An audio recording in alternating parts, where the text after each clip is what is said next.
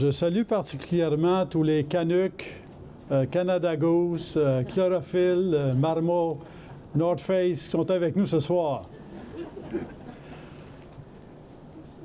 Il y a pas 1000 façons de raccourcir une messe. Il y a deux façons. C'est les chants, puis on ne veut pas raccourcir les chants. Ça réchauffe notre cœur. Et c'est l'homélie. Alors, je vais raccourcir l'homélie. Je vais essayer. Alors, pourquoi êtes-vous venu ici aujourd'hui, ce soir? C'est parce que votre cœur, notre cœur à tous est touché par Noël. Il y a une grâce à Noël. Et on est touché par Noël d'une façon mystérieuse. On est touché, puis on ne sait pas pourquoi. On est attiré, puis on demandait pourquoi tu es attiré. Je pense qu'on... je ne sais pas. Tu sais, ça a toujours été comme ça. J'ai toujours été attiré par Noël. Et Noël, c'est magnifique parce que c'est un temps, c'est tellement une fête humaine. C'est très humain, Noël. Quand on dit Dieu se fait humain, là, c'est tellement humain, Noël. On ne peut pas être plus humain que ça. Alors, on a Marie et Joseph. Qui sont en marche. Est-ce qu'ils sont dans une zone confortable? Non, ils ont dû sortir de leur zone de confort, leur zone de Nazareth où ils étaient, puis c'était que l'enfant naisse à la maison.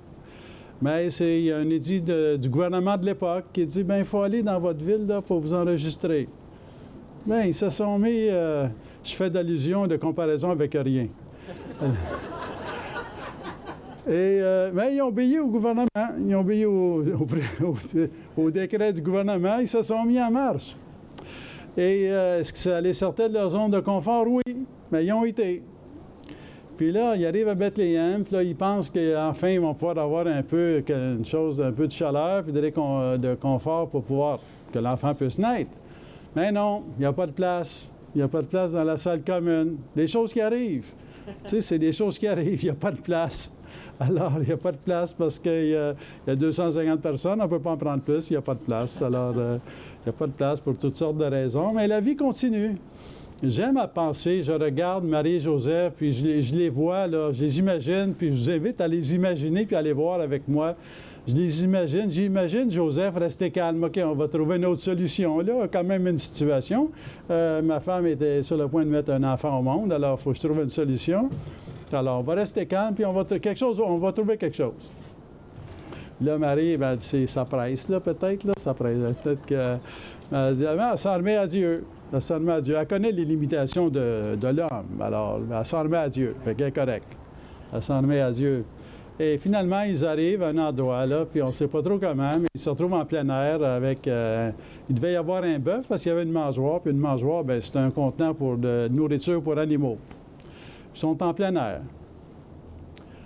Je dirais, ça ressemble tellement à nos familles. Dans nos familles, il y a des moments où on est dans notre zone de confort, ça va bien, mais il y a des moments où on est sorti de notre zone de confort. Ça peut être la maladie, ça peut être la perte d'un être cher, ça peut être un échec, ça peut être la perte d'un emploi. Ça arrive qu'on est sorti de notre zone de confort. Puis là, on se retrouve avec Jésus, Marie, Joseph. On se retrouve avec une famille qui était sortie de sa zone de confort, mais qui a continué, qui est allée de l'avant, qui a fait ce qu'elle avait à faire. Alors, Jésus est né. Alors, c'est magnifique. Comment Noël, c'est une fête tellement humaine, puis on comprend comment ça attire non seulement les chrétiens ou chrétiennes, mais toute personne dans le monde. Tout le monde est attiré par Noël, quelle que soit la religion ou la croyance ou la non-croyance, tout le monde est attiré par Noël, touché par Noël. Ça vient toucher notre cœur tellement c'est humain. Il y a un autre aspect aussi en Noël qui nous touche, c'est que, et vous pourrez en rajouter entre vous après, il y a un autre aspect, je vous promets, il n'y a pas plus que 3 points, j'en ai fait un, il m'en reste juste 2. Alors, il y a un autre aspect qui nous touche et que je trouve important parce que c'est ce qu'on vit pendant la pandémie, là. Tu sais, pendant la pandémie, c'est à la grandeur de la planète, c'est pas rien, là. C'est pas banal. Et c'est comme une espèce de menace silencieuse. On la voit quand quelqu'un tombe malade, mais tant que quelqu'un ne tombe pas malade, on ne la voit pas. Et où? Tu sais, au début, on entendait souvent ça. Je ne sais pas comment j'ai fait pour attraper ça. Là, j'ai rien fait de spécial, puis là, d'un coup, j'ai la COVID.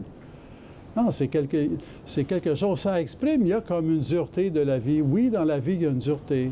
Une dureté dans la vie. Une rudesse. Mais il n'y a pas seulement que ça. Il y a aussi de la douceur dans la vie. Et à Noël, à la naissance de Jésus, ce qu'on rencontre, c'est la douceur de Dieu. La douceur de Dieu qui rayonne à travers l'enfant Jésus, la douceur de Dieu qui... Juste être là, on a un enfant nouveau-né dans les mains, là, puis il n'y a rien à dire, il n'y a rien à faire. De toute façon, il ne saurait pas quoi faire, il ne saurait pas quoi dire. Il a juste à être lui-même, puis on est tous ébahis. On est attirés. L'enfant Jésus est là, aussi impuissant que n'importe quel enfant nouveau-né. Il n'a qu'à être, qu'à rayonner, puis il rayonne la douceur de Dieu.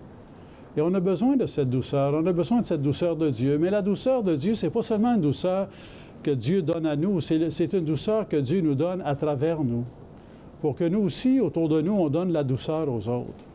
Et le temps de Noël, c'est un temps pour recevoir la douceur de Dieu, mais c'est aussi un temps pour se donner de la douceur les uns aux autres, qui qu'on soit. À la crèche, on se sent bien. À la crèche, là, tout le monde a sa place. Qu'on vienne d'un pays lointain, qu'on vienne d'une zone pauvre de la ville, d'où qu'on vienne, tout le monde a sa place à la crèche, tout le monde a sa place à Noël. Et en même temps, donc, et tout le monde, on est appelé à fêter Noël, non seulement en allant à la crèche, mais je dirais en cueillant la douceur qu'on trouve à la crèche pour la partager les uns avec les autres. Un troisième point, dans la société, dans le monde, dans l'Église, dans n'importe quelle organisation, il y a dans une hiérarchie, il y a toujours, on a toujours l'impression qu'il y a du monde peut-être qui sont plus importants que d'autres.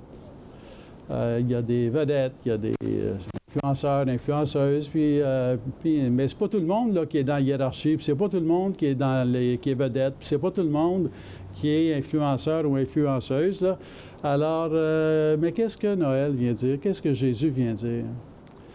Il vient dire, écoute, là, qui que tu sois, quelle que soit ton histoire, et chaque vie est une histoire, tu comptes pour moi.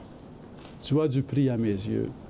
Quand je viens dans le monde, là, je viens pour toute l'humanité, mais tu serais la seule personne au monde, je viendrais quand même. Je viens pour toi. C'est personnel. Dieu vient pour toi. Alors, prions. Prions pour que à cette fête de Noël, la douceur qui vient de la fête de Noël agisse en nous et rayonne à travers nous, quelles que soient nos différences, vaccinés, pas vaccinés, opinions dans un sens ou opinions dans l'autre. Cherchons des chemins. On a de l'imagination d'habitude, là. Exerçons notre imagination pour poser des gestes par lesquels on est témoin de la douceur de Dieu et par lesquels on apprend à être ensemble à travers une pandémie qui a sa dureté.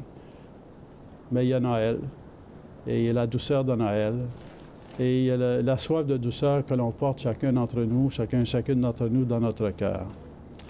Alors que Dieu vous bénisse.